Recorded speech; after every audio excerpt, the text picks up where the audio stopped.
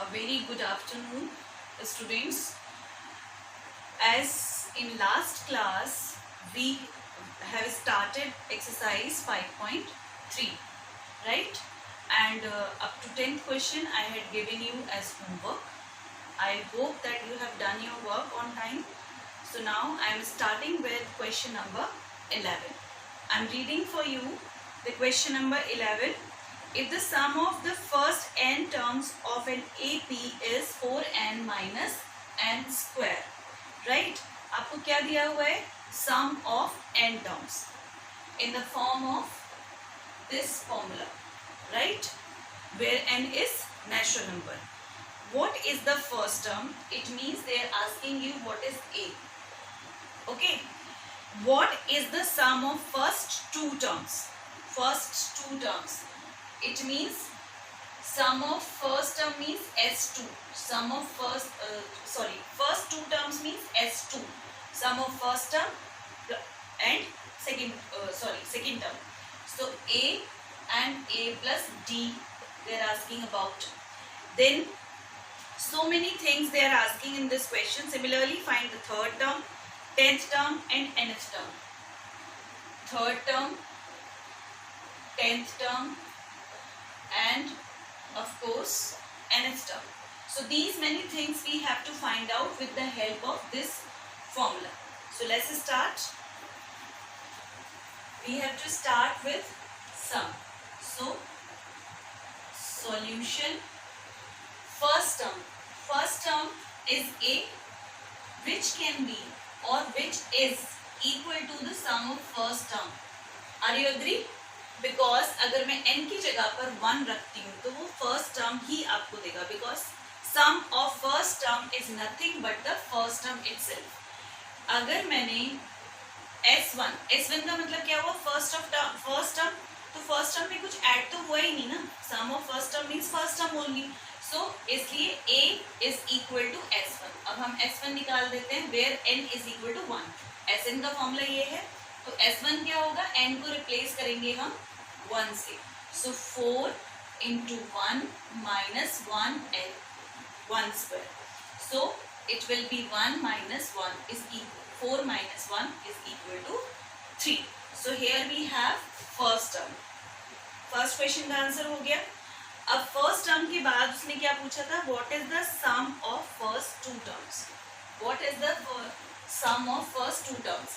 यहाँ पर हमें दो टर्म्स निकाल के उनको ऐड करने की जरूरत नहीं है, because already formula is given to us. Formula is here. तो हम a प्लस डी करने की जरूरत नहीं है, क्योंकि फिर उसके लिए आपको d निकालना पड़ेगा. डायरेक्टली वी कैन डू, क्योंकि n को जैसे जैसे हम 1 2 3 रिप्लेस करते जाएंगे वो टर्म्स का सम ही आपको बताएगा, राइट.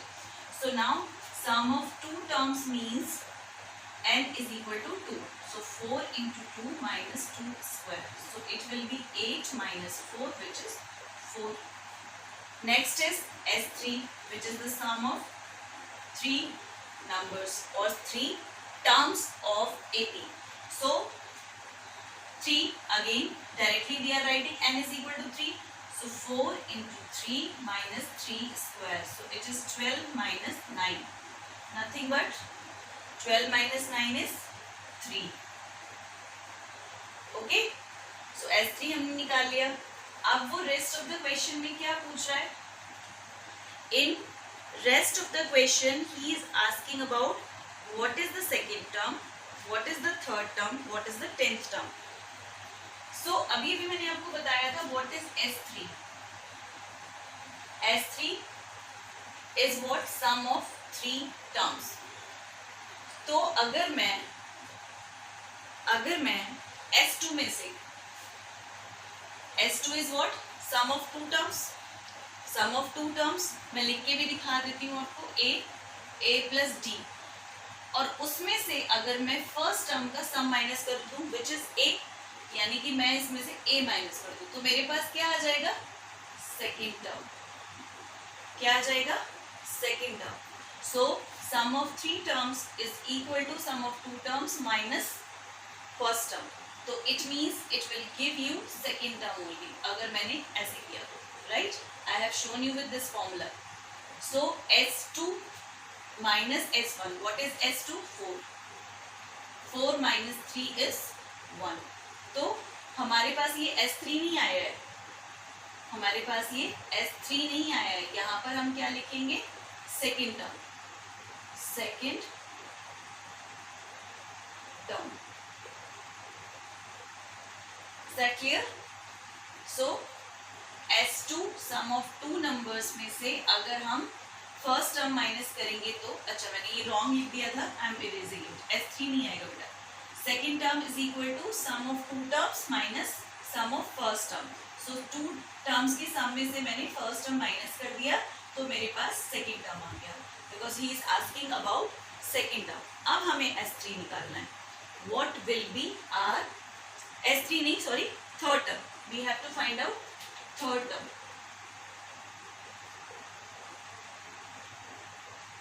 थर्ड टर्म क्या होता है? What will be our third term here.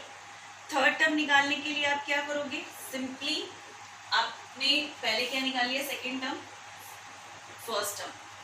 Second term और फर्स्ट टर्म को सब्ट्रैक्ट करने पर क्या आता है? Don't forget it, common difference. So to find out third term, before this we are going to start with D. Common difference क्या होगा? Common difference होगा second term minus first term. Second term minus first term, क्योंकि a से ए cancel हो जाएगा, आपके पास common difference आ जाएगा. So second term minus first term. और हम इसको ऐसे भी लिख सकते हैं, सेकेंड टर्म हमारा a प्लस डी होता है और ये हो गया minus a. So it will be equal to d only.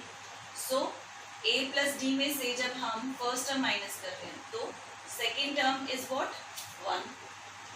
First term is what? 3. So it is equal to -2. Decreasing है सीक्वेंस, सबको क्लियर है, क्योंकि अगर कॉमन डिफरेंस नेगेटिव आता है तो सीक्वेंस डिक्रीजिंग होती है, राइट? तो हम अब आगे चलते हैं. What we have to find out?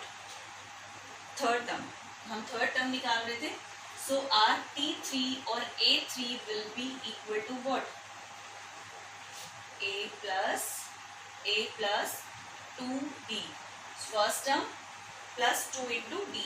So first term क्या है? 3 और 2 into -2. So it will be 3, 2 2 4, -4. It is -1. Okay, T3 आ गया हमारे पास. Okay, so may I erase this portion. Now we are going to find out 10th term. After third term we are going to find out 10th term. So 10th term is equal to a plus 9t. Okay, तो a की value क्या आ रही थी अभी हमारी? a is 1, sorry 3. a is 3 plus 9 into d is -2, right? So 3 minus 18. What is 3 minus 18? It is -15. 10th term भी आ गया. अब लास्ट में उसने हमसे पूछा है फिर nth टर्म क्या होगी? What will be your nth term formula? So nth term क्या होता है बेटा? a plus n minus 1 into d, right? तो हमें a और d पता है और nth टर्म में ये एज इट इज रहेगा, तो हमारी nth टर्म का फॉर्मूला आ जाएगा. सो 3 प्लस n माइनस 1 इंटू -2. इसको सॉर्ट आउट कर लेते हैं, सॉल्व कर लेते हैं, और सॉल्व करने के बाद ये सिंप्लीफाई होकर एक छोटी सी टर्म आ जाएगी जिसमें n की वैल्यू रखने से आप कोई भी टर्म फाइंड आउट कर सकते हो. That I will show you. So 3 plus plus minus minus 2n minus minus plus 2. So this is 5 minus 2n. Let's see, an is 5 minus 2n. तो अगर मैं n को 1 से रिप्लेस करती हूँ, n इज इक्वल टू 1, तो मेरी first term आनी चाहिए 5 minus 2 is 3. हमारा a की वैल्यू कितनी थी? 3 थी ना. उसके बाद हमने a2 भी निकाला था. a2 की वैल्यू सेकेंड टर्म 1 आ रहा है, देखो. सो 2 की n को रिप्लेस करते हैं 2 से, n इज इक्वल टू 2, तो सेकेंड टर्म आनी चाहिए 5 minus 2 is 4, 1. It is also correct. Third term भी चेक कर लो एक साथ. थर्ड टर्म है -1, देखते हैं आता है कि नहीं. 5 minus 2 3 is 6. तो 5 में से 6 माइनस करते हैं तो क्या आता है? obviously -1. So this is our nth term. an is equal to 5 minus 2n is our nth term. Okay. Yes. Now next question. आपका 12 क्वेश्चन और 13 क्वेश्चन सेम है, तो आपको मैं ये वाला क्वेश्चन कर रही हूँ and 13 you have to do in homework. Find the sum of first 40 positive integers divisible by 6. कौन से इंटीजर्स हैं जो 6 से डिविजिबल हैं और पॉजिटिव हैं? तो वो सारे के सारे क्या होंगे? 6 के मल्टीपल्स होंगे. ओके, क्योंकि 6 के टेबल में जितनी भी डिजिट्स आती हैं these are all divisible by 6. Negative लेना नहीं है क्योंकि पॉजिटिव उसमें ऑलरेडी बोला हुआ है, positive integers which are divisible by 6. So therefore, according to solution, first of all we are going to write sum of the multiples. So integers or the positive integers divisible by 6 are 6 2 are 12, 6 3 are 18, 6 4 are 24 and so on. और हमें कितने terms का निकालना है? 40 terms का सम, 40 term. सो यहाँ पर 40 नहीं लिखना है क्योंकि 40 वैल्यू नहीं है 40th टर्म की, तो इसलिए हमें क्या लिखना है? T40 या A40 because it is 40th term. The value is not this one. So यहाँ पर up to 40th term we have to find out the sum. So to find out S40, the sum of first 40 terms, हमें क्या करना है? Values लिखनी है. Here we have A is equal to 6. D is second term minus first term. Don't forget, second term is 12 minus 6, which is also 6. क्योंकि 6 का difference आता है 6 के टेबल में. Everybody knows. तो A is equal to 6. D is this one. अब हमें क्या चाहिए? Nothing. बिकॉज ए हमारे पास है, डी हमारे पास है, एन को ऑलरेडी बता चुका है क्योंकि मुझे 40 टर्म्स का सम चाहिए. So for n is equal to 40, S 40 is equal to what? N upon 2. Formula सबको याद है ना? 40 अपॉन 2 n by 2, 2 into a plus n minus 1, 40 minus 1 into d which is 6. अब इसको सॉल्व कर लेते हैं. 20 12 प्लस 39 इंटू 6. ठीक है बेटा, क्लियर है? 40 माइनस 1 इज 39 इंटू 6. अब इसको सॉल्व कर लो. 20 12 प्लस 6 इंटू 39, 6 9 are 54, 5 6 3 are 18, 18 और 5 23. इसको आगे सॉल्व करते हैं. 20 bracket in the bracket 2 plus 4 is 6, 3 plus 1 is 4 and 2. Multiply कर देते हैं. 2 6 are 12, 2 4 are 8, 8 and 1 9, 2 2 are 4 and the 0. 4920. This is the sum of first positive multiples of 6. Multiples मैंने बोला है लेकिन क्वेश्चन में क्या था? Divisible by 6. So both are same क्योंकि यहाँ पर पॉजिटिव इंटीजर्स है. अगर पॉजिटिव इंटीजर्स नहीं होता, सिर्फ इंटीजर्स होता, तो दैट विल बी डिफिकल्ट क्योंकि आपको 6 इधर चलना है, फिर उसके बाद इधर आ जाएगा आपका -6 -12 and so on up to T40. Okay, so now we are moving further. Now 13th question I told you have to do in homework. 14th question says find the sum of odd numbers between 0 and 50. यहाँ पर जो गलती करने के chances होते हैं वो क्या होते हैं कि हम इस वर्ड पे ध्यान नहीं देते, which is between. Between 0 and 50 tells you exclude 0 and 50. आपको जो एक्सट्रीम डिजिट्स दी हुई हैं उनको इंक्लूड नहीं करना है. Getting me? बिटवीन का मतलब होता है इन दोनों के बीच में, यानी 0 और 50 के बीच में जो भी ऑड नंबर्स हैं उनका सम हमें निकालना है. तो everybody knows about odd numbers. Odd numbers कहाँ से शुरू होते हैं? 1 से. 0 के बाद सबसे पहला ऑड नंबर आता है 1. So here we have this solution. What is given to you? AP in this form. 1, second odd number 3, then 5 and so on. 50 से पहला odd number 49. Not difficult. 50 minus 1 is 49. अब हमें इन सब का sum find out करना. So tell me what about n? Odd numbers कितने होंगे? Number of n you must know about it. So first of all,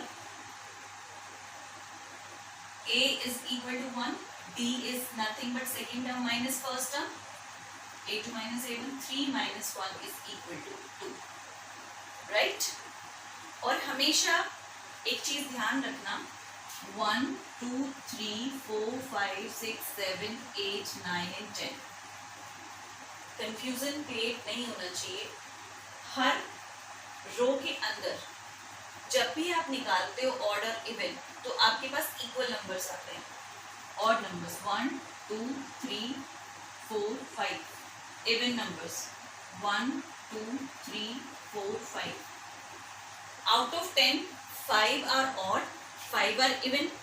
So similarly, if we talk about 0 to 50, so how many odd numbers you are going to get here? यहाँ पर हमें n निकालना है, तो n की value निकालने के लिए आपको क्लियर तो हो गया होगा, बिकॉज 0 से 50 टोटल नंबर्स आपके पास 50 हैं, ठीक है. उसको आपको क्या करना है? हाफ करना है. उसको क्या करना है? हाफ करना है, ठीक है. तो हाफ करने पर आपके पास n की वैल्यू आ जाएगी. Here sorry and n is equal to 50 divided by 2. Number of terms is equal to 25. हमारे पास n की वैल्यू कितनी आ गई? 25. अब हमें सम निकालना है 25 टर्म्स का, जिसमें सारी ऑड टर्म्स हैं. सो S25 is equal to 25 upon 2, 2 into a plus 25 minus 1 into 2.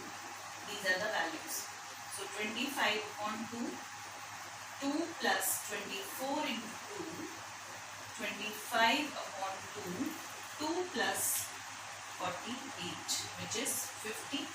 So 25 upon 2 into 50. So 50 divided by 2 is 25. तो हमारे पास आंसर कितना आ जाएगा? 25 का स्क्वायर कितना होता है? रिमेंबर 625. 625. ओके, 25 का स्क्वायर कितना होता है? 625. So this is the sum of odd numbers between 0 and 50. So this is the answer. Yes. In that exercise 5.3, we have done up to those questions which are going to come in your paper, right? Some of the live examples or questions I will give you in solved form. If you will find any kind of problem in those questions, you can ask me separately. Okay? क्योंकि मैं आपको अभी वो वाले questions करा रही हूँ जो एग्जाम्स के लिए इम्पोर्टेंट है और एग्जाम्स में आएंगे. क्योंकि आपको पता है कि इस वाले चैप्टर में AP में जो लाइफ रिलेटेड एग्जाम्पल्स हैं या क्वेश्चंस हैं वो नहीं आने वाले, राइट? तो अब हम 5.4 में एक या दो क्वेश्चंस करते हैं, so that you will get to know कि what kind of question can be asked in HOTS, right? थोड़े से इम्पॉर्टेंट भी होते हैं और थोड़ा बच्चों के लिए टफ भी होते हैं. So I will take some questions from that. Which term of this AP is its first negative term? हमें बताना क्या है. जैसे हम नंबर्स को देख रहे हैं 121, 117, 113 डिक्रीजिंग है, तो डिक्रीजिंग है और इनफाइनाइट है. एज नंबर्स आर डिक्रीजिंग, तो कहीं ना कहीं पर नेगेटिव टर्म जरूर आएगी, क्योंकि अभी मैंने क्या बताया था कि ये सीरीज इनफाइनाइट है. इनफाइनाइट है तो ये नेगेटिव की तरफ ही बढ़ेगी, right? Starting from this positive number 121. तो हमें ये बताना है कि इस AP में फर्स्ट नेगेटिव टर्म कौन सी होगी, फर्स्ट नेगेटिव टर्म कौन सी होगी, राइट? तो सबसे पहले हम स्टार्ट करते हैं with given things. what we know about it. We know that A is 121. What is D? Again, A2 minus A1 given. So 117 minus 121. But natural कि हमारा जो कॉमन डिफरेंस है वो बेटा क्या आएगा, नेगेटिव ही आएगा, बिकॉज डिक्रीजिंग है. सो सब्ट्रैक्ट कर लेते हैं. 11 minus 7 is 4. So minus 4 is the common difference. अब निकालते हैं nth टर्म, क्योंकि हमें n नहीं पता है.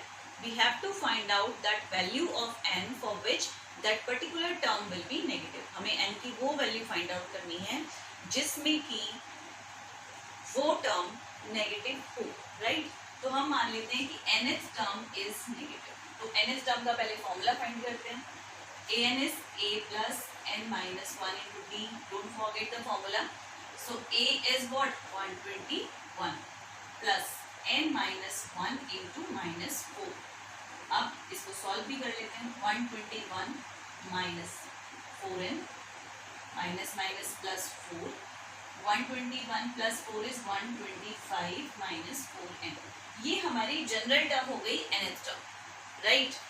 लेकिन वो nth टर्म जो नेगेटिव होगी उसको कैसे निकालेंगे, क्योंकि अभी तक तो हम सिंपल सिंपल क्वेश्चंस कर रहे थे. हमने n की वैल्यू 1 रख दी तो फर्स्ट टर्म आ गई, 2 रख दी तो सेकंड टर्म आ गई, सम ऑफ टर्म्स आ गया. बट अब वो ये क्वेश्चन अराइज कर रहा है कि कौन सी टर्म है जो नेगेटिव होगी. नेगेटिव के लिए शर्त क्या होती है, दिस वैल्यू. ये कौन सी वैल्यू है, nth वैल्यू, nth टर्म की वैल्यू. अगर ये 0 से छोटी होती है तो नेगेटिव होगी, नेगेटिव होगी. तो इसलिए हम पहले कंडीशन अप्लाई करते हैं. पहले क्या करेंगे, कंडीशन अप्लाई करेंगे. If an is negative then, अगर nth टर्म नेगेटिव है तो इसकी जो वैल्यू है वो कितनी होगी, लेस देन 0 होगी, लेस देन 0 होगी. ठीक है बेटा. सो an की वैल्यू मैंने अभी क्या निकाली थी जनरल फॉर्मूला से, ये 125 minus 4n is less than 0 होना चाहिए. फिर अब इसी से हम इनइक्वालिटी सॉल्व करते हुए n की वैल्यू फाइंड करेंगे. माइनस 4n इधर ले जाते हैं और 125 इधर ले जाते हैं, या फिर माइनस 4n, क्योंकि आप लोगों को हमेशा लेफ्ट हैंड साइड की आदत होती है. माइनस 4n यही रहने दो, ये इधर ले जाओ, माइनस 125. इन इनइक्वालिटी अगर माइनस से माइनस कैंसिल होता है तो इनइक्वालिटी का साइन चेंज हो जाता है. क्या होगा, इनइक्वालिटी का साइन कभी चेंज नहीं होता. डिवाइड करो, मल्टीप्लाई करो, प्लस करो, माइनस करो, नथिंग विल बी चेंज.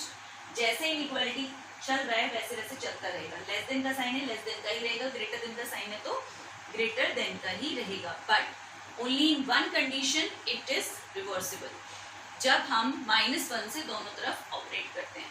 यानी या तो -1 से दोनों तरफ मल्टीप्लाई करें, या आपकी भाषा में कहें, आप लोग क्या करते हो, माइनस से माइनस को कैंसिल करते हो, जो कि रॉन्ग है.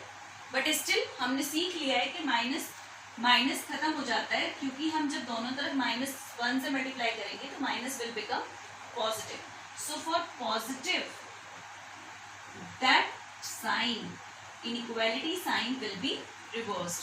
सो हम लिख सकते हैं 4n is greater than 125. 4n is greater than 125. तो अब n की वैल्यू क्या आ रही है हमारे पास, 125 डिवाइडेड बाय 4. क्या आने वाली है value, n is greater then 4 3 ज़ा 12, 4 1 ज़ा 4, एक बच रहा है, 1 बच रहा है. ठीक है, 31 1/4. This is the value 31 point something. ये 1/4 डेसिमल देगा आपको, क्योंकि 1 को हम जब 4 से डिवाइड करेंगे तो something will come in decimal. Clear है. तो n की वैल्यू 31 एंड 1/4 से बड़ी. तो 31 के बाद कौन सा टर्म आएगा एकदम से, क्योंकि ये 31 और 32 के बीच की तो वैल्यू आने वाली है. तो n की वैल्यू आपको पता है कि नेचुरल होनी चाहिए, एग्जैक्ट होनी चाहिए, 1 2 3 के अलावा कुछ नहीं होनी चाहिए, डेसिमल में नहीं आ सकती. So therefore next term which is greater than this 31 1/4, therefore n is equal to 32. यानी कि 32th टर्म जो होगी वो आपकी नेगेटिव टर्म होगी. And here you can check also, कि 32 टर्म मेरी क्या होने वाली है। यस, सो यहाँ पर n की वैल्यू 32 रख के देखते हैं। 125 माइनस 4 इंटू 32, ठीक है बेटा। सो 125 माइनस 4 इंटू 32 इज 4 2 8, 4 3 12, कितना आया -3। So -3 is the first negative term of the given AB, ठीक है। तो some of the questions you should attempt like this also, क्योंकि कुछ टफ क्वेश्चंस भी अराइज होते हैं। एटलीस्ट एनसीईआरटी के क्वेश्चंस तो आपको कोई भी नहीं छोड़ना है, क्योंकि ऑप्शनल एनसीईआरटी की तरफ से ऑप्शनल है वो, लेकिन सीबीएसई की तरफ से ऑप्शनल नहीं है। वो एक्सरसाइज आपको करनी है, बट उसमें लाइव एग्जाम्पल्स छोड़ देना, right. So this is your homework 5.3 में जो रिमेनिंग क्वेश्चंस हैं मैं यहाँ पर लिख रही हूँ, just note down what is your homework. Remaining questions in exercise 5.3 हमने की थी, क्वेश्चन नंबर 11 to 15, क्योंकि उसके आगे जो आपके क्वेश्चंस हैं वो सारे कैसे हैं, लाइव एग्जांपल्स वाले। वो आप करके देख लीजिएगा, प्रॉब्लम आती है तो आप मुझसे पूछ लीजिएगा। Some of the solution I will also provide you, right. Optional में फर्स्ट और सेकंड क्वेश्चन है जो आप कर सकते हो, बाकी सारे लाइव एग्जांपल्स वाले क्वेश्चंस हैं। एक सेकेंड में देखकर आपको नंबर ऑफ क्वेश्चंस बता देती हूँ। 5 क्वेश्चंस आर देयर। हाँ बेटा, फर्स्ट और सेकंड क्वेश्चन कर सकते हो, बाकी सारे लाइव एग्जांपल्स हैं। तो आप सेकंड ट्राई कर लेना, नहीं होता है तो I will let you know. Okay, thank you so much, good bye, see you in next video.